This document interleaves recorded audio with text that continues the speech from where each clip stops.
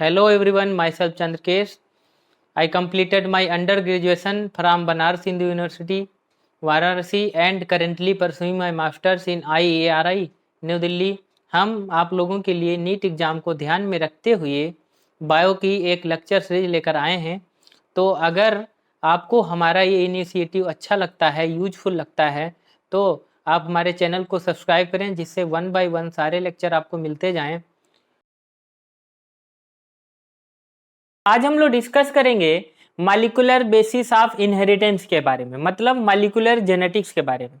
तो जब molecular genetics के बारे में पढ़ते हैं तो इसका मतलब हम अपना जेनेटिक मटेरियल के बारे में पढ़ना चाह रहे हैं। हम डीएनए के बारे में डिस्कस करेंगे, आरएनए के बारे में डिस्कस करेंगे, डीएनए का रेप्लिकेशन कैसे होता है, डीएनए से आरएनए कैसे बनता है, ट्रांसक्रिप्शन, ट्रांसलेशन, प्रोटीन सिंथेसिस, ये सारी चीजें पढ़ेंगे हम मॉलिक्यूलर जेनेटिक्स के अंदर। तो सबसे पहले हम बात कर लेते हैं न्यूक्लिक एसिड की। न्यूक्लिक एसिड, न्यूक्लिक एसिड का मतलब होता है कि हमारा जेनेटिक मटेरियल, जेनेटिक मटेरियल, या इसको न्यूक्लिक एसिड क्यों बोला जाता है कि मान लीजिए ये सेल है तो सेल के बीच में हमारा न्यूक्लियस होगा और न्यूक्लियस के अंदर में क्या पाया जाता है, जेनेटिक मटेरियल पाया जाता है in the form of chromatin fibre, और जो सेल डिवीजन कर रहा होगा तो in the form of chromosome, इस फॉर्म में पाया जाता है। और नॉर्मली वो क्रोमोसोम या क्रोमेटिन फाइबर जो है वो किससे बना हुआ है, डीएनए से। ठीक है, तो जेनेटिक मटेरियल जो है उसी को हम न्यूक्लिक एसिड बोलते हैं। न्यूक्लिक एसिड क्यों बोलते हैं, क्योंकि न्यूक्लियस के अंदर जेनेटिक मटेरियल जो है वो एसिडिक नेचर का होता है और न्यूक्लियस के अंदर पाया जाता है, इसलिए हम इसको न्यूक्लिक एसिड बोलते हैं। ठीक है, अब ये जो न्यूक्लिक एसिड है ये दो प्रकार का होता है। Nucleic acid is two types का होता है। कुछ ऑर्गेनिज्म के अंदर न्यूक्लिक एसिड जो है डीएनए के फॉर्म में होगा, ठीक है, और कुछ ऑर्गेनिज्म के अंदर जो जेनेटिक मटेरियल होता है वो आरएनए के फॉर्म में होता है। फॉर एग्जांपल कुछ वायरस होते हैं जिनका जो जेनेटिक मटेरियल होगा वो आरएनए होता है। ठीक है, तो ये चीज आप याद रखिएगा। न्यूक्लिक एसिड की जो डिस्कवरी किया वो साइंटिस्ट है मिस्चर साहब। तो मिस्चर साहब ने न्यूक्लिक एसिड की डिस्कवरी किया था 1869 में, और इन्होंने न्यूक्लिक एसिड को न्यूक्लिक एसिड नहीं बोला था, इन्होंने न्यूक्लिन बोला था। ठीक है, इन्होंने न्यूक्लिन बोला था। तो न्यूक्लिक एसिड टर्म देने वाले कौन साइंटिस्ट है, term nucleic acid given by Altmann, term nucleic acid given by Altmann. तो अल्टमैन नाम के साइंटिस्ट जो हैं उन्होंने न्यूक्लिक एसिड टर्म दिया था। तो जितनी हमारी लाइफ की इंफॉर्मेशन है, all life information stored in DNA. Why dog different from me, why potato is potato, why tomato is tomato, why tomato different from potato. इन जितने भी ऑर्गेनिज्म हैं सबके अंदर डिफरेंस है। कुत्ता इंसान से अलग है, भैंस गाय से अलग है। तो ये सब एक दूसरे से ऑर्गेनिज्म डिफर क्यों करते हैं, क्योंकि इनकी जो लाइफ की इंफॉर्मेशन है इनके डीएनए में स्टोर्ड है, इसलिए उसका प्रोजनी वैसा ही होता है। ठीक है, ह्यूमन का प्रोजनी ह्यूमन के जैसा होता है, एनिमल का प्रोजनी एनिमल के जैसा होता है। All programming of life stored in DNA. ठीक है, तो जो डीएनए है इसके अंदर master plan of every life, master plan of every life stored in DNA. जिस हर ऑर्गेनिज्म के लाइफ का जो मास्टर प्लान है वो डीएनए में स्टोर होता है। ठीक है, in the form of gene. और ये डीएनए है क्या, ये एक प्रकार का पॉलीन्यूक्लियोटाइड चैन है, और वो कैसी होगी, अनब्रांचड पॉलीन्यूक्लियोटाइड चैन होती है, जिसको हम लोग डीएनए बोलते हैं। आरएनए भी पॉलीन्यूक्लियोटाइड चैन है। ठीक है, तो जो डीएनए होता है इसमें जो न्यूक्लिक एसिड पाए जाएंगे, ठीक है, और उनके अंदर जो नाइट्रोजन बेस होगा वो कौन कौन सा होगा, एडेनिन, ग्वानिन, साइटोसिन और थियामिन। तो डीएनए के अंदर जो नाइट्रोजन बेस होते हैं, ये 4 प्रकार के नाइट्रोजन बेस से हमारा डीएनए बना हुआ था। लेकिन जो आरएनए है, ये आरएनए जो है एडेनिन, गुआनिन, साइटोसिन और यूरेसिल, ये 4 प्रकार के नाइट्रोजन बेस से बना होता है। याद रखना है हमको कि यूरेसिल जो है ये सिर्फ और सिर्फ आरएनए में पाया जाएगा, और जो थियामिन है, थाइमिन, ये सिर्फ और सिर्फ हमारा डीएनए में पाया जाता है। थाइमिन आरएनए में नहीं पाया जाएगा और यूरेसिल जो है वो डीएनए में नहीं पाया जाता। तो नाइट्रोजन बेस कौन कौन से पाए जाएंगे आरएनए के अंदर? एडेनिन, गुआनिन, साइटोसिन और यूरेसिल। ठीक है, और वही यूरेसिल को आप हटा दीजिए, अगर उसकी जगह पे थाइमिन है तो वो डीएनए हो जाएगा। ठीक है, तो डीएनए के अंदर आपका थाइमिन पाया जाएगा, आरएनए के अंदर यूरेसिल पाया जाता है। तो ये चीज, तो इसका मतलब जो डीएनए है हमारा, ये पॉलीन्यूक्लियोटाइड चैन है। मतलब न्यूक्लियोटाइड जो होते हैं उनकी एक प्रकार की चैन है। अगर हम देखना चाहें तो मान लीजिए ये अगर इस प्रकार का हमारा ये हो गया डीएनए, तो ये 5 प्राइम टू 3 प्राइम होता है, और दूसरा वाला स्ट्रैंड जो होगा वो 3 प्राइम टू 5 प्राइम होगा। तो इस प्रकार से ये डीएनए होता है। ठीक है, ये हमारा डीएनए है। तो इसका मतलब ये जो डीएनए की चैन है ये न्यूक्लियोटाइड से बनी होगी। ये गोले गोले हम क्या बना रहे हैं? न्यूक्लियोटाइड हैं। ठीक है, तो ये न्यूक्लियोटाइड, बहुत सारे nucleotide, large number of nucleotide आपस में जुड़ते जाएंगे, और फिर क्या बन जाएगा आपका? एक चैन बन जाएगी न्यूक्लियोटाइड की। और इसका मतलब न्यूक्लियोटाइड की चैन ही क्या है? हमारा डीएनए है। अनब्रांच न्यूक्लियोटाइड चैन फॉर्म डीएनए। तो अब हम डिस्कस करेंगे कि न्यूक्लियोटाइड, जो अभी आपने देखा डीएनए जो है एक प्रकार का न्यूक्लियोटाइड की चैन है।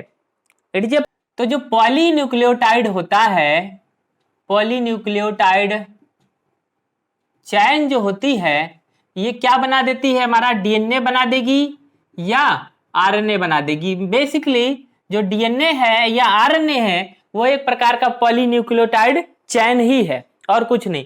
इसका मतलब न्यूक्लियोटाइड से ही हमारा क्या बना हुआ है? न्यूक्लियोटाइड से ही हमारा क्या बना हुआ है?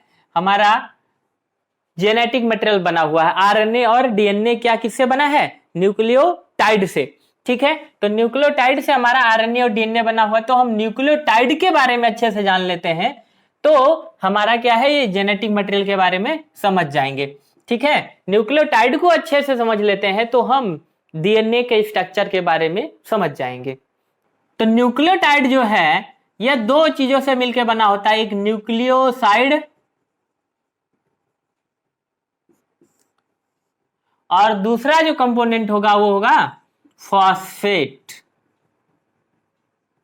या फास्फोरिक एसिड।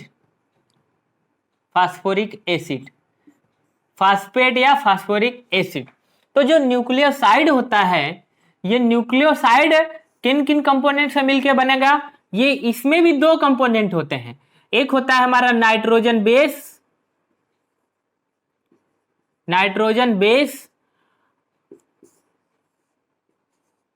और दूसरा होता है पेंटोजेस या पेंटोज शुगर।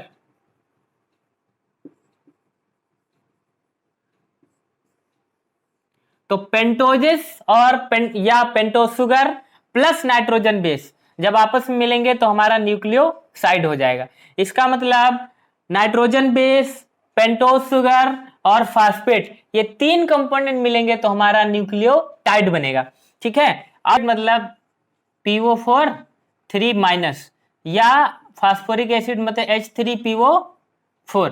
तो H3PO4 होगा तो फास्फोरिक एसिड होगा, और ये होगा तो फास्फेट हो जाएगा।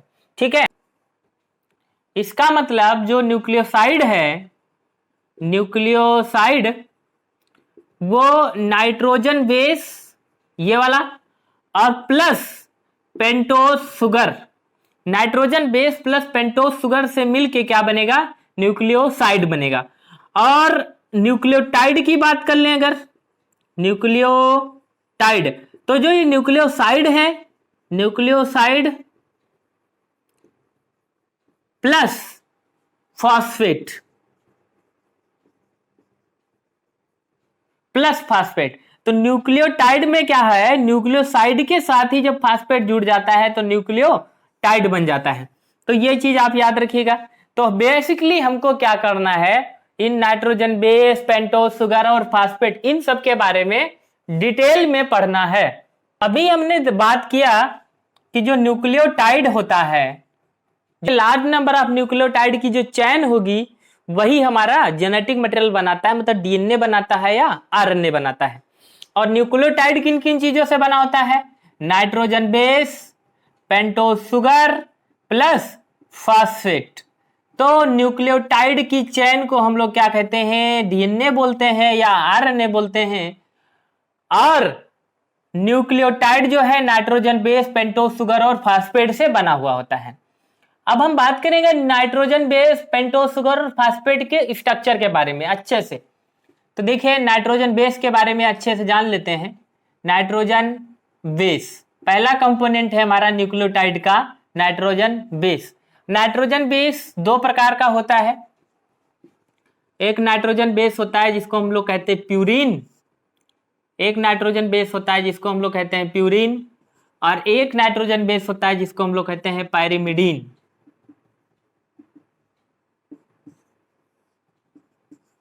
तो जो प्यूरिन है वो डबल रिंग स्ट्रक्चर होता है।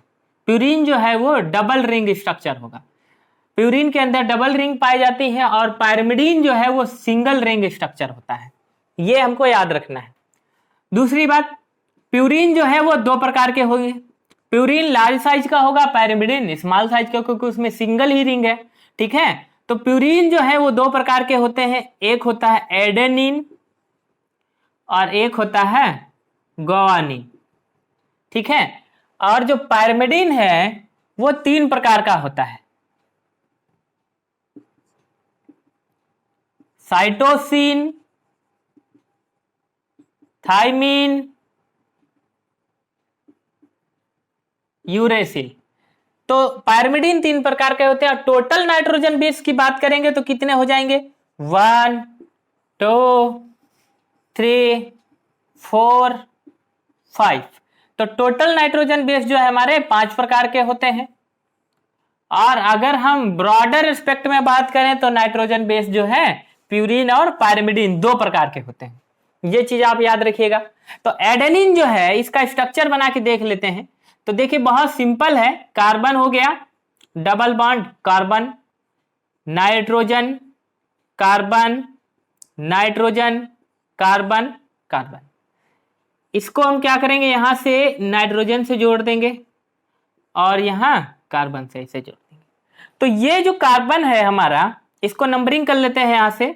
इसकी नंबरिंग करेंगे 1 पहला, 2 3 4 5 6 7 8 9।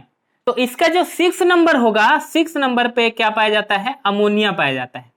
6 नंबर पे एडेनिन के 6 नंबर के कार्बन के ऊपर क्या पाया जाएगा, अमोनिया पाया जाएगा। तो इसलिए इसको हम एडेनिन कहते हैं। एडेनिन में क्या होगा, एडेनिन के 6 नंबर पोजीशन पे क्या पाया जाता है, अमोनिया पाया जाता है। अभी वही ग्वानिन की बात करें तो कार्बन होगा, double bond carbon, nitrogen carbon, nitrogen carbon, और ये ऐसे। ठीक है, तो ये पहला नंबर, दूसरा, तीसरा, चौथा, पांचवा, छठा, ये यहाँ क्या हो जाएगा, नाइट्रोजन लग जाएंगे, और यहाँ ये कार्बन से ऐसे जुड़ जाएगा। तो ये 7वां हो जाएगा, 8वां हो जाएगा, ये 9th नंबर। तो होता क्या है कि सेकंड नंबर से अमोनिया जुड़ जाता है यहाँ पे, और 6 नंबर पे क्या हो जाता है, ऑक्सीजन जुड़ जाता है। तो उसको हम लोग कहते हैं ग्वानिन। तो यहाँ पे ये हो जाएगा ग्वानिन। ठीक है, तो ये हो गया हमारा ग्वानिन। ग्वानिन का स्ट्रक्चर कैसा होता है कि जो नाइट्रोजन बेस का ये जो डबल रिंग स्ट्रक्चर होगा उसमें 6 नंबर पे ऑक्सीजन और सेकंड नंबर पे अमोनिया, ये चीज आप याद रखिएगा। अब देखिए इसमें क्या है, साइटोसिन में तो सिंगल स्ट्रक्चर होगा, सिंगल रिंग होगा। तो इसमें देखिए carbon, double bond carbon, nitrogen carbon, nitrogen carbon, इस प्रकार से। ठीक है, तो होता क्या है कि यहाँ पे नंबरिंग जो है यहाँ से स्टार्ट होती है, 1 2 3 4 5 6। ठीक है, इस प्रकार से। और आपको पता है ग्वानिन का जो ग्वानिन किसके साथ पेयरिंग करता है? साइटोसिन के साथ। ठीक है, तो ग्वानिन और साइटोसिन एक दूसरे के कंप्लीमेंट्री हैं। तो क्या करना है कि यहाँ जो सेकंड नंबर है ग्वानिन में, सॉरी साइटोसिन में क्या होता है, इस सेकंड नंबर के कार्बन पे ऑक्सीजन पाया जाएगा और फोर्थ नंबर के कार्बन के ऊपर अमोनिया पाया जाता है। ठीक है, फोर्थ नंबर के कार्बन पे अमोनिया पाया जाता है। तो ये स्ट्रक्चर किसका हो गया? ये स्ट्रक्चर हो गया साइटोसिन का। ये स्ट्रक्चर किसका हो गया? ये हो गया स्ट्रक्चर साइटोसिन का। अब हम बात करेंगे थायमिन की। तो carbon, double bond carbon, nitrogen, carbon, nitrogen, carbon, ये इस प्रकार से स्ट्रक्चर हो जाएगा। और होगा क्या कि इसमें ये first number carbon, second number carbon, 3, 4th, 5th and 6th इस प्रकार से होता है। तो होगा क्या, सेकंड नंबर कार्बन पे भी ऑक्सीजन पाया जाएगा डबल बॉन्ड से, और फोर्थ नंबर के कार्बन पे भी ऑक्सीजन पाया जाएगा डबल बॉन्ड की तरह, डबल बॉन्ड से। और फिफ्थ नंबर पे क्या हो जाएगा, यहाँ पे मेथाइल पाया जाता है। ठीक है, तो इस पर ये जो स्ट्रक्चर है हमारा, ये क्या है? थाइमिन का है। ये हमारा स्ट्रक्चर हो गया थाइमिन का। तो बेसिकली क्या है, अगर ये थाइमिन हटा दीजिए तो यूरेसिल हो जाता है। थाइमिन को रिप्लेस करिए, हटाइए, रिमूव कर दीजिए। थाइमिन को रिमूव करते हैं तो क्या बन जाता है हमारा? यूरेसिल। देखिए, carbon, double bond carbon, nitrogen, carbon, nitrogen, carbon, इस प्रकार से स्ट्रक्चर है। तो इसमें क्या है कि ये पहला नंबर का कार्बन हो गया, second number 3, 4th, 5th, 6th।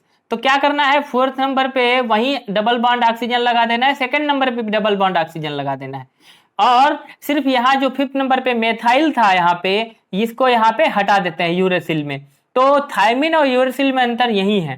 ठीक है, इसलिए जो थाइमिन है इसको हम लोग क्या बोलते हैं? 5 मेथाइल यूरेसिल, मतलब वो एक प्रकार का यूरेसिल ही है। पांचवें नंबर पे हमने सिर्फ मेथाइल लगा दिया। ठीक है, और ये 2006 में नीट में आपका 2006 में AIPMT के अंदर क्वेश्चन भी पूछा जा चुका है कि 5 मेथाइल यूरेसिल इज व्हाट। तो 5 मेथाइल यूरेसिल इज थाइमिन। ठीक है, 5 मेथाइल यूरेसिल क्या है? एक प्रकार का 5 मेथाइल यूरेसिल ये हम थाइमिन को बोलते हैं। ठीक है, तो ये चीजें हैं। ये नाइट्रोजन बेस के बारे में याद रखिएगा। नाइट्रोजन बेस को नाइट्रोजन बेस क्यों कहते हैं? तो देखिए, ये कार्बन की रिंग थी। ठीक है, थी ये कार्बन की रिंग, लेकिन वहां क्या हुआ, नाइट्रोजन आ गया कार्बन को हटा के। ठीक है, तो इसलिए इसको नाइट्रोजन बेस कहते हैं। इसका मतलब ये हुआ, नाइट्रोजन बेस का मतलब ये हुआ nitrogen containing carbon ring. Carbon, तो आपने भी देखा कि नाइट्रोजन बेस का मतलब होता है कार्बन की रिंग, जिसमें क्या हुआ, कार्बन को हटा के नाइट्रोजन आके वहां पे कार्बन को रिप्लेस कर दिया और वहां आके नाइट्रोजन अटैच हो गया। ठीक है, तो जब कार्बन को हटा के वहां पे नाइट्रोजन आ जाता है, इसीलिए इसको कहते हैं नाइट्रोजन बेस। नाइट्रोजन की जगह पे कार्बन आके वहां पे जुड़ गया। ठीक है, तो नाइट्रोजन बेस दो प्रकार के होंगे, ब्रॉड एस्पेक्ट में देखते हैं तो प्यूरिन और पायरिमिडिन। प्यूरिन जो होगा वो लार्ज साइज का होगा, डबल रिंग स्ट्रक्चर होता है। पायरिमिडिन जो है उसकी कंपेयर में स्मॉल साइज होगा और सिंगल रिंग स्ट्रक्चर होता है। जो प्यूरिन होंगे वो दो प्रकार के होते हैं, एक होगा एडेनिन और दूसरा होगा ग्वानिन। और जो पायरिमिडिन होता है वो तीन प्रकार के होते हैं, साइटोसिन, थाइमिन और यूरेसिल। ठीक है, सभी का स्ट्रक्चर आप याद रखिएगा, स्ट्रक्चर से भी क्वेश्चन पूछा जाता है। थाइमिन जो है वो आपके डीएनए में पाया जाता है। तो डीएनए का स्ट्रक्चर जब हम देखते हैं तो डीएनए में कौन कौन सा नाइट्रोजन बेस पाया जाएगा? एडेनिन, ग्वानिन, साइटोसिन और थाइमिन। ठीक है, और वही आरएनए के केस में कौन कौन सा नाइट्रोजन बेस पाया जाएगा? थाइमिन को हटा दीजिए, एडेनिन, ग्वानिन, साइटोसिन, थाइमिन की जगह पे यूरेसिल, तो वो हो जाएगा आरएनए का स्ट्रक्चर। ठीक, अब हम समझेंगे न्यूक्लियोटाइड का जो सेकंड कंपोनेंट था, जिसको हम बोलते हैं पेंटोजेस या पेंटोज शुगर। पेंटोज शुगर का मतलब 5 कार्बन का कार्बोहाइड्रेट। ठीक है, 5 कार्बन का कार्बोहाइड्रेट। तो एक होता है जिसको हम लोग कहते हैं राइबोज शुगर, एक होता है जिसको हम लोग कहते हैं राइबोज शुगर, और एक होता है जिसको हम लोग कहते हैं deoxy ribose sugar. Ribose sugar, deoxy ribose sugar. तो पेंटोज शुगर का मतलब होता है 5 कार्बन का कार्बोहाइड्रेट, 5 कार्बन का कार्बोहाइड्रेट। तो पहला ये हो गया हमारा पहला कार्बन, सेकंड ये हो जाएगा आपका, थर्ड ये हो जाएगा, फोर्थ ये हो जाएगा और यहाँ फिफ्थ लग जाएगा कार्बन। ठीक है, ये होता है कुछ। तो होता क्या है कि यहाँ पे OH पाया जाएगा और यहाँ पे हाइड्रोजन होगा, यहाँ हाइड्रोजन, यहाँ OH। तो अगर सेकंड नंबर पे, ये सेकंड नंबर पे OH है, सेकंड नंबर पे OH प्रेजेंट है, तो इसको हम लोग क्या कहेंगे, इसको हम राइबोज शुगर कहते हैं। ठीक है, और यही OH की जगह पे अगर सिर्फ H होता है, सिर्फ H होता है, ये इस प्रकार से होता, ये सेकंड नंबर पे क्या होता, फर्स्ट, सेकंड, थर्ड, फोर्थ और फिफ्थ, पांच कार्बन का हमारा ये क्या है, शुगर है। ठीक है, तो देखिए यहाँ पे OH की जगह पे यहाँ पे सिर्फ क्या है, हाइड्रोजन है, यहाँ पे OH हो गया, यहाँ पे हाइड्रोजन, यहाँ पे हाइड्रोजन। तो यहाँ पे क्या है, ऑक्सीजन क्या है, डिफिशियंट है, ऑक्सीजन क्या है यहाँ पे, डिफिशियंट है, इसलिए इसको कहते हैं डीऑक्सी, डिफिशियंसी ऑफ ऑक्सीजन। ठीक है, तो ऐसा शुगर, पेंटोज शुगर जिसमें ऑक्सीजन की डिफिशियंसी हो, वो किस में पाया जाएगा, ये DNA में पाया जाता है। तो डीऑक्सी राइबोज शुगर किस में पाया जाएगा, DNA में। और राइबोज शुगर किस में पाया जाएगा, ये RNA में पाया जाएगा, ये आपके RNA में पाया जाता है। तो ये हमको याद रखना है, DNA के अंदर कौन सा राइबोज शुगर होगा, डीऑक्सी राइबोज शुगर, RNA के अंदर राइबोज शुगर पाया जाता है। इसमें क्या होता है, राइबोज शुगर के केस में ये OH पाया जाता है सेकंड नंबर पे, इसकी वजह से ये RNA जो है ये किस में पाया जाएगा, RNA में पाया जाएगा। राइबोज शुगर किस में पाया जाएगा, RNA के केस में पाया जाता है। और इसमें क्या होता है, OH पाया जाता है, और OH की वजह से ये RNA क्या होता है, रिएक्टिव होता है। OH की वजह से RNA रिएक्टिव होता है और ये कैटलिस्ट के जैसा काम करने लगता है। RNA कैसा काम करेगा, कैटलिस्ट के जैसा। क्यों काम करता है, क्योंकि इसमें OH पाया जाता है, जिसकी वजह से RNA रिएक्टिव होता है और कैटलिस्ट के जैसा काम करेगा। ठीक है, और DNA जो होता है लेस रिएक्टिव होता है, वो कैटलिस्ट के जैसा काम नहीं करता है। आप लोगों को पता है। इसके अलावा हमारा जो थर्ड कंपोनेंट है वो हमारा फास्फेट है या फास्फोरिक एसिड हो गया। ठीक है, फास्फोरिक एसिड हो गया। फार्मूला होता है ना H3PO4, H3PO4 या PO4 3-। ठीक है, ये होता है। तो क्या होगा, फास्फेट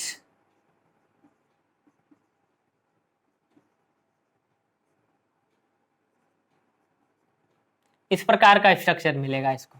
ठीक है, आप फास्फेट के फॉर्म में पाया जाएगा तो क्या होगा,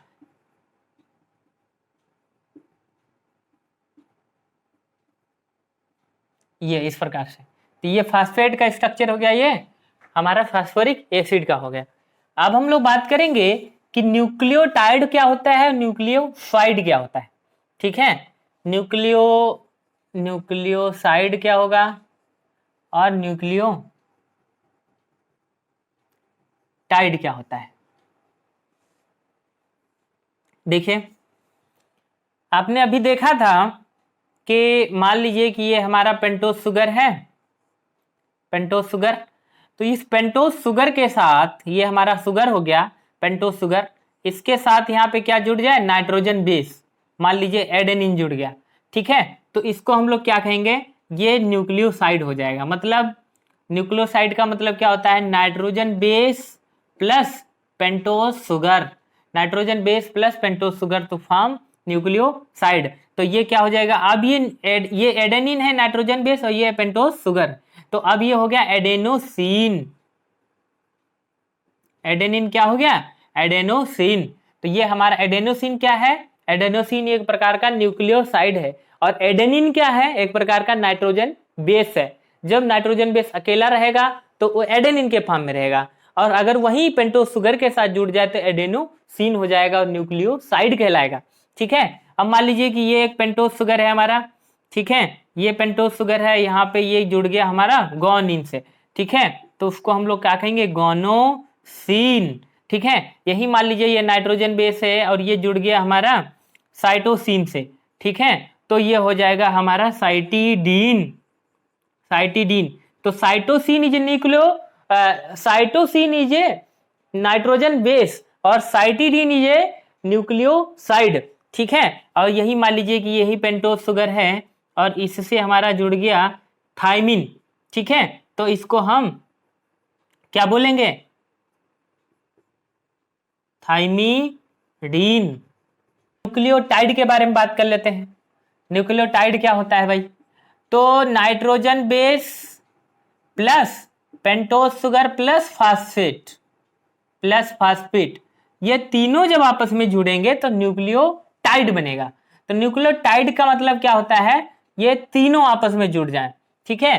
तो इसका मतलब ये जो न्यूक्लियोसाइड है हमारा, ये मान लीजिए ये हो गया हमारा, ये हो गया पेंटोज शुगर और ये हो गया हमारा नाइट्रोजन बेस एडेनिन हो गया, ठीक है। और इसके ऊपर आपको पता है ये यहाँ फर्स्ट पोजीशन होगा, ये सेकंड पोजीशन होगा, ये थर्ड पोजीशन होगा और ये यहाँ पे फोर्थ पोजीशन होगा और इसकी ये यहाँ पे पांचवी पोजीशन होगी और यहाँ पे फास्फेट जुड़ा होगा, ठीक है। तो ये हमारा अब क्या हो गया, न्यूक्लियोटाइड बन गया, ठीक है। तो अगर एक फास्फेट यहाँ पे जुड़ा है तो यहाँ पे ये हो जाएगा एडेनोसिन मोनोफास्फेट, और यहाँ पे दो फास्फेट अगर जुड़ा हुआ है तो एडेनोसिन डाइफास्फेट हो जाएगा। और यहीं अगर यहाँ पे तीन फास्फेट जुड़े हुए हैं इसकी फिफ्थ नंबर की पोजीशन पे पेंटोज शुगर के तीन फास्फेट जुड़े हैं तो ये क्या हो जाएगा, एडेनोसिन ट्राइफास्फेट, ये हो जाएगा एटीपी। और ये जो फास्फेट होते हैं आपस में एक दूसरे से जुड़े होते हैं, जब ये फास्फेट एक दूसरे से ब्रेक होता है तो ये एनर्जी रिलीज करता है, इसीलिए इसको हम लोग बोलते हैं एनर्जी रिच मॉलिक्यूल। एटीपी है कि एटीपी को एनर्जी करेंसी बोला जाता है, इसका मतलब एटीपी से ही एनर्जी निकलेगा। और कैसे निकलेगा, जब ये फास्फेट के बॉन्ड ब्रेक होंगे और बॉन्ड ब्रेक होने की वजह से यहाँ से एनर्जी रिलीज होती है, ठीक है। तो इसलिए इसको एनर्जी रिच मॉलिक्यूल बोला जाता है। तो ये हो गया हमारा एटीपी, और एटीपी क्या है, एक प्रकार का न्यूक्लियोटाइड है, एडेनोसिन ट्राइफास्फेट। और एडेनोसिन क्या है, ये हमारा है न्यूक्लियोसाइड, मतलब फास्फेट जुड़ गया, तीन फास्फेट आके जुड़ गया तो ये हमारा न्यूक्लियोटाइड हो गया। एक फास्फेट से भी न्यूक्लियोटाइड हो जाएगा, ऐसी बात नहीं है, ठीक है। तो ये देखिए हमारा मान लीजिए कि ये हमारा पेंटोज शुगर हो गया और इससे हमारा नाइट्रोजन बेस जुड़ गया और यहाँ पे फास्फेट जुड़ गया आके, ये तीन फास्फेट हमने जोड़ दिया तो ये क्या हो जाएगा, ग्वानोसिन ट्राइफास्फेट हो जाएगा। और वही मान लीजिए ये नाइट्रोजन, ये पेंटोज शुगर है हमारा और ये यहाँ पे साइटोसिन जुड़ गया और यहाँ पे ये फास्फेट आके जुड़ गया, तीन फास्फेट हमने जोड़ दिया। अगर एक फास्फेट होता तो ये क्या हो जाता, साइटोसिन मोनोफास्फेट, और यहाँ पे तीन है तो साइटोसिन ट्राइफास्फेट। और यहाँ पे ये मान लीजिए कि ये हमारा ये नाइट्रोजन बेस है, ये यहाँ फास्फेट जुड़ा हुआ है फिफ्थ नंबर पोजीशन पे, तो और ये यहाँ पे थाइमिन है तो ये हो गया थाइमिन ट्राइफास्फेट। तो ये क्या है, ये सब न्यूक्लियोटाइड है और ये सब क्या है, न्यूक्लियोसाइड। तो अब हम समझेंगे कि क्यों why DNA replicate 5 to 3 prime, 5 to 3 prime ही क्यों डीएनए रेप्लिकेट करता है। मान लीजिए ये हमारे पास यहाँ पे बहुत से न्यूक्लियोटाइड हैं,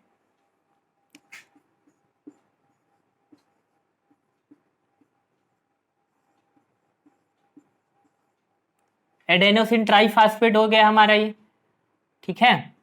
ये पेंटोज शुगर है, ये यहाँ पे इसके साथ गॉनोसिन लगा हुआ है, ये यहाँ फास्फेट है, तो ये हमारा क्या हो गया, एक न्यूक्लियोटाइड होगा गॉनोसिन ट्राइफास्फेट। ये हो गया एडेनोसिन ट्राइफास्फेट। मान लीजिए ये हमारे एक न्यूक्लियोटाइड है और यहाँ पे साइटोसिन है, यहाँ पे इसकी फिफ्थ नंबर की पोजीशन पे क्या है, ये यहाँ पे साइटोसिन की फिफ्थ नंबर की पोजीशन पे फास्फेट जुड़ा हुआ है तो इसको साइटोसिन ट्राइफास्फेट, तीन फास्फेट है, ठीक है। और मान लीजिए कि हमारे पास थाइमिन है, ये फिफ्थ नंबर पे फास्फेट जुड़ा हुआ है तो ये हो गया थाइमिन ट्राई, तो ये हो गया हमारा थाइमिन ट्राइफास्फेट, तो ये हो गया थाइमिन ट्राइफास्फेट, ठीक है। तो ये हमारे न्यूक्लियोटाइड है। तो डीएनए का रेप्लिकेशन कैसे होता है कि पहले प्राइमर आके एक जगह वेल स्टेबलाइज कर देता है कुछ न्यूक्लियोटाइड्स को, तो मान लीजिए कि ये क्या है, कोई फर्स्ट स्टेबल न्यूक्लियोटाइड है, ये यहाँ पे इससे क्या हुआ है, ये फास्फेट जुड़ा हुआ है 5th नंबर पोजीशन पे। तो आप लोग को पता है ये फर्स्ट पोजीशन होगी, सेकंड पोजीशन होगी, ये यहाँ पे थर्ड पोजीशन होगी, यहाँ पे OH होता है, और ये हमारा क्या हो गया, ये हमारी होगी थर्ड पोजीशन, यहाँ पे OH पाया जाएगा, और ये क्या होगी 5th नंबर की पोजीशन होगी, ठीक है, और ये यहाँ पे 4th नंबर। ये आपको पता है, ये हमारा एक न्यूक्लियोटाइड है, ये स्टेबल है, यहाँ पे जुड़ा हुआ है। तो ये फास्फेट ये क्या है, तो क्या होगा कि ये न्यूक्लियोटाइड आके इसके साथ जुड़ जाएगा, आके ये न्यूक्लियोटाइड आके यहाँ पे जुड़ जाएगा। और अगर इसके पास फास्फेट ना हो, अगर यहाँ पे फास्फेट ना हो तो ये अपने साथ जोड़ेगा ही नहीं, क्योंकि ये कहेगा हम आपको क्यों जोड़े, क्या हमारा फायदा है हम।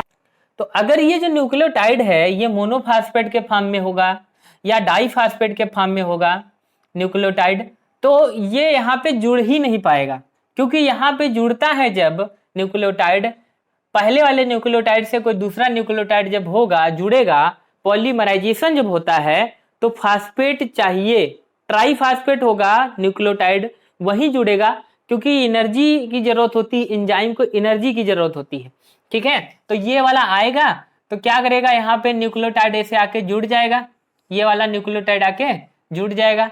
तो ये मान लीजिए ये वाला न्यूक्लियोटाइड आया, यहाँ पे जुड़ गया, और क्या होगा कि यहाँ पे इसकी 5th नंबर पोजीशन पे फास्फेट पाया गया। तो क्या होगा कि यहाँ पे OH के साथ यहाँ पे ये बना लेगा हमारा फास्फोडाइस्टर बॉन्ड, ठीक है। तो इसका 5th नंबर का पोजीशन और इसका 3rd नंबर का पोजीशन यहाँ पे ये बना लिया, ये बॉन्ड बन गया, ठीक है, ये बॉन्ड बन गया। इसको हम लोग क्या कहेंगे, 3,3,5 phosphodiester bond, 3,5 phosphodiester bond. Phosphate की वजह से यहाँ पे क्या हुआ, 3,5 फास्फोडाइस्टर बॉन्ड, तीसरे नंबर पे और 5वें नंबर के फास्फेट के बीच में क्या हुआ, फास्फोडाइस्टर बॉन्ड बना, ठीक है। तो ये यहाँ पे 3,5 फास्फोडाइस्टर बॉन्ड, और ये स्ट्रॉन्ग बॉन्ड होता है, वीक बॉन्ड नहीं है, ठीक है, क्योंकि यहाँ पे क्या हुआ, एनर्जी रिलीज हुई है। और ये जो फास्फेट आया था, 3 फास्फेट लेकर आया था ना, तो यहाँ पे 2 फास्फेट अपना 3 फास्फेट लेकर आया था ना, तो यहाँ पे 2 फास्फेट रिलीज हो जाएंगे, ठीक है। तो पायरोफॉस्फेट जो है, पायरोफॉस्फेट रिलीज हो जाते हैं, यहाँ पे क्या होगा, पायरोफॉस्फेट रिलीज होता है।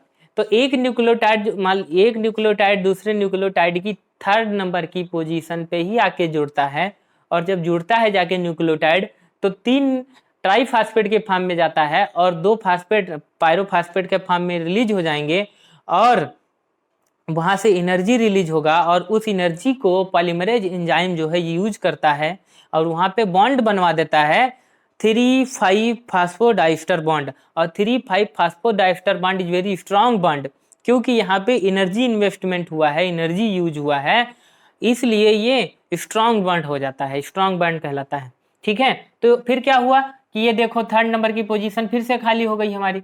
अब क्या होगा, मान लीजिए ये गोनोसिन आ गया, गोनोसिन ट्राईफास्फेट दूसरा वाला न्यूक्लियोटाइड आ जाएगा। तो इस प्रकार से यहाँ पे क्या हो जाएगा, ये गोनोसिन आके जुड़ गया, ये यहाँ फास्फेट हो गया, ठीक है। तो ये 3 पोजीशन थी इसका, और ये 5 पोजीशन था, 3,5 फिर से ये क्या हो गए, बॉन्ड हमारा बन गया 3,5 फास्फोडाइस्टर बॉन्ड। फिर से ये 3rd पोजीशन इसकी खाली हो गई, पेंटोस शुगर की, 1st, 2nd, 3rd पोजीशन फिर से खाली हो गई। तो अब अगला मान लीजिए ये साइटोसिन आके जुड़ गया, या थायमिन आके जुड़ गया यहाँ पे, ठीक है। तो क्या हो जाएगा, ये देखो यहाँ पे ये थायमिन ट्राईफास्फेट आके जुड़ गया, ठीक है। तो ये यहाँ पे आके थायमिन वाला जुड़ जाएगा, और ये यहाँ पे क्या हो जाएगा, फास्फेट बॉन्ड बन जाएगा, 3,5 फास्फोडाइस्टर बॉन्ड। यहाँ से क्या रिलीज होगा, पायरोफास्फेट, यहाँ से क्या रिलीज हो जाएगा, आपका पायरोफास्फेट रिलीज हो जाएगा, यहाँ से क्या रिलीज हो जाएगा, पायरोफास्फेट रिलीज हो जाएगा। तो इस प्रकार से पायरोफास्फेट रिलीज होता जाता है, और एक न्यूक्लियोटाइड दूसरे न्यूक्लियोटाइड से 5 to 3 प्राइम में जुड़ता जाता है। तो देखिए ये 5 to 3 प्राइम में सारे न्यूक्लियोटाइड आपस में आके जुड़ गए। तो इस प्रकार से कुछ होता है, ठीक है। तो यहाँ पे जो बॉन्ड बना, तो अगर हम इसको हटा के यहाँ पे देखते हैं, न्यूक्लियोटाइड के बीच में बॉन्ड बनता है, इसको हम लोग क्या कहेंगे, 3,5 फास्फोडाइस्टर बॉन्ड, ठीक है, फास्फोडाइस्टर बॉन्ड।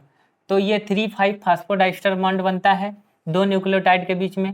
तो ये क्या है, स्ट्रॉन्ग बॉन्ड कहलाता है, स्ट्रॉन्ग बॉन्ड, क्योंकि यहाँ पे क्या हुआ है, एनर्जी यूज हुआ है, एनर्जी यूज हुआ है, इसकी वजह से ये क्या है, एनर्जी यूज हुआ है, तो इसकी वजह से यहाँ पे जो बॉन्ड बनेगा वो स्ट्रॉन्ग बॉन्ड बनेगा।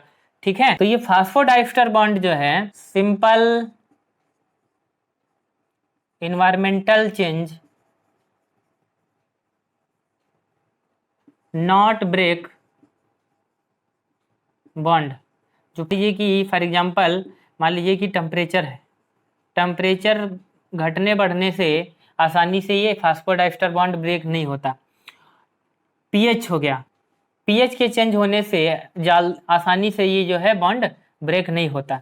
तो ये बॉन्ड ब्रेक कब होगा, इस बॉन्ड को ब्रेक करने के लिए कुछ एंजाइम होती है, एक एंजाइम है जिसका नाम है न्यूक्लिएज, एक एंजाइम है जिसका नाम है न्यूक्लिएज, वो एंजाइम जो है इस बॉन्ड को ब्रेक करती है। ठीक है, ये आसानी से ब्रेक नहीं होता, नॉर्मली टेम्परेचर और पीएच चेंज होने से ये फास्फोडाइस्टर बॉन्ड ब्रेक नहीं होता। ये इसके लिए एक एंजाइम है न्यूक्लिएज, वो इसको ब्रेक करती है। तो न्यूक्लिएज का एक टाइप जो हमारा डीएनएज है, ठीक है, डीएनएज, ठीक है, आरएनएज, ठीक है, एंडोन्यूक्लिएज, एक्सोन्यूक्लिएज,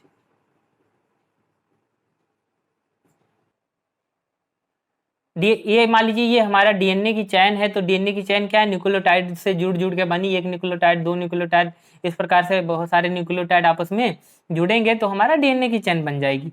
तो डीएनए की चैन में अगर टर्मिनल एंड से, डीएनए की चैन में अगर टर्मिनल एंड से एंजाइम ब्रेक करना स्टार्ट करता है, डीएनए को टर्मिनल एंड से ब्रेक करना स्टार्ट करता है, तो वो हो जाएगा एक्सोन्यूक्लिएज।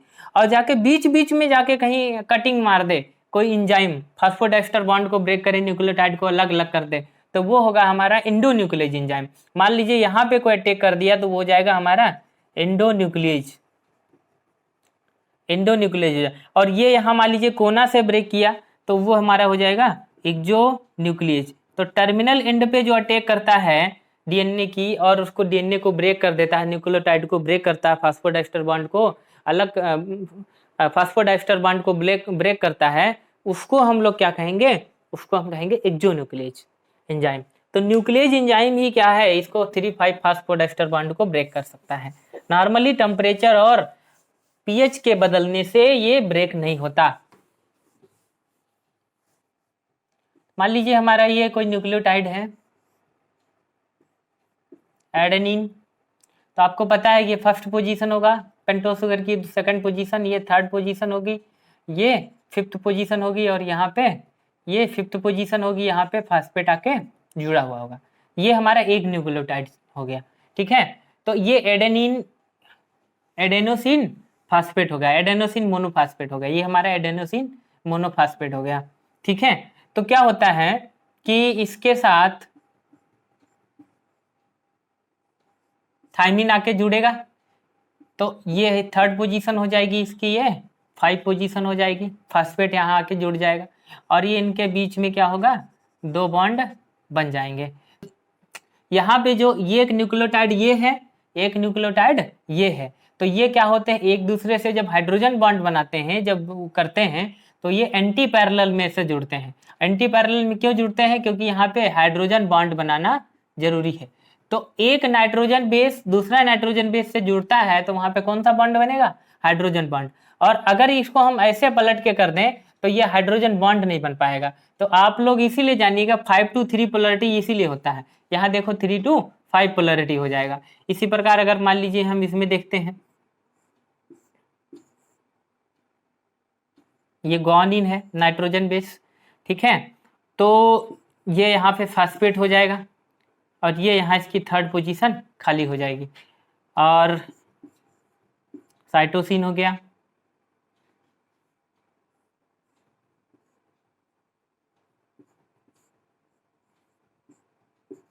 ये फास्फेट है, और ये यहाँ पे क्या हुआ,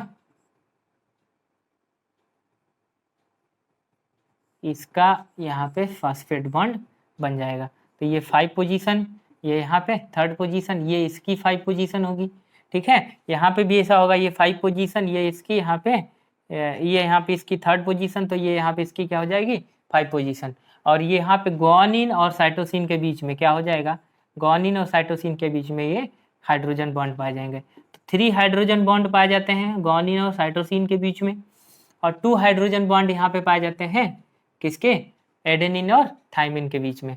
तो एडेनिन थाइमिन से 2 हाइड्रोजन बॉन्ड से जुड़ेगा, गुआनिन साइटोसिन से 3 हाइड्रोजन बॉन्ड से जुड़ता है, ठीक है। और ये हाइड्रोजन बॉन्ड में कोई एनर्जी तो यूज हुआ नहीं, किसी प्रकार का कोई एनर्जी यूज नहीं होता है, इसकी वजह से ये जो बॉन्ड होते हैं, ये हाइड्रोजन बॉन्ड जो होते हैं वीक बॉन्ड होते हैं, आसानी से टेम्परेचर चेंज होने की वजह से ये क्या हो जाते हैं, ये न्यूक्लियोटाइड की जो डीएनए की जो 2 स्ट्रैंड हैं वो अलग अलग हो जाती हैं, ठीक है। ना बात करेंगे लिंकेज की, लिंकेज और बॉन्ड इन डीएनए, डीएनए के अंदर कौन कौन सा बॉन्ड पाया जाता है या लिंकेज पाया जाता है, ठीक है। तो 3 प्रकार के बॉन्ड पाए जाते हैं, अभी आपने देखा है, ठीक है। तो 3 प्रकार के बॉन्ड होते हैं। पहला जो बॉन्ड होगा उसको हम लोग कहते हैं 3,5 फास्फोडाइस्टर बॉन्ड,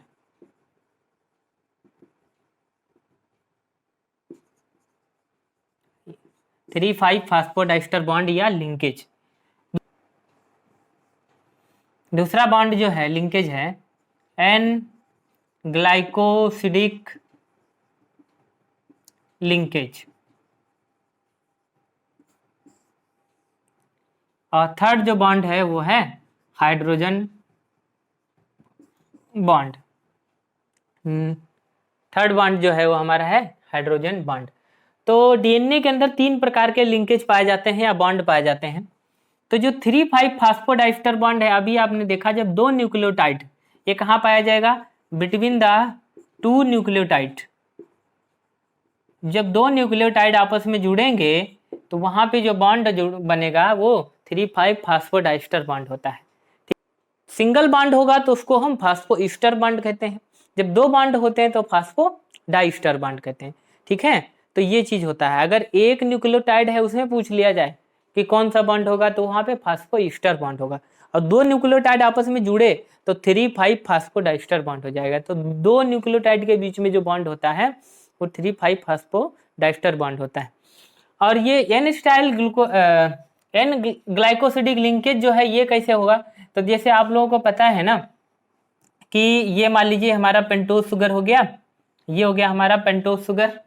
तो पेंटोज शुगर से यहाँ जुड़ा होता है नाइट्रोजन बेस, मान लीजिए कि यहाँ पे एडेनिन है, तो ये नाइट्रोजन बेस एडेनिन और ये पेंटोज शुगर, ये पेंटोज शुगर और ये नाइट्रोजन बेस, तो इनके बीच में जो यहाँ पे बॉन्ड होगा इसको हम लोग क्या कहेंगे, इसको हम लोग कहते हैं एन ग्लाइकोसिडिक लिंकेज। तो ये कहाँ पाया जाएगा, N glycosidic linkage between the pentose sugar and nitrogen base. Nitrogen base और पेंटोज शुगर के बीच में जो बॉन्ड होगा वो एन ग्लाइकोसिडिक लिंकेज होता है। अगला देखते हैं हम हाइड्रोजन बॉन्ड के बारे में। हाइड्रोजन बॉन्ड आपको पता है कि बिटवीन द नाइट्रोजन बेस के बीच में पाया जाता है हाइड्रोजन बॉन्ड। 2 प्रकार के होते हैं, ठीक है। अगर एडेनिन है तो थियामिन की मदद से यहाँ पे दो हाइड्रोजन बॉन्ड होंगे एडेनिन और थियामिन के बीच में। साइटोसिन और गुआनिन के बीच में, साइटोसिन और गुआनिन के बीच में 3 हाइड्रोजन बॉन्ड होंगे। तो ये होता है, ठीक है।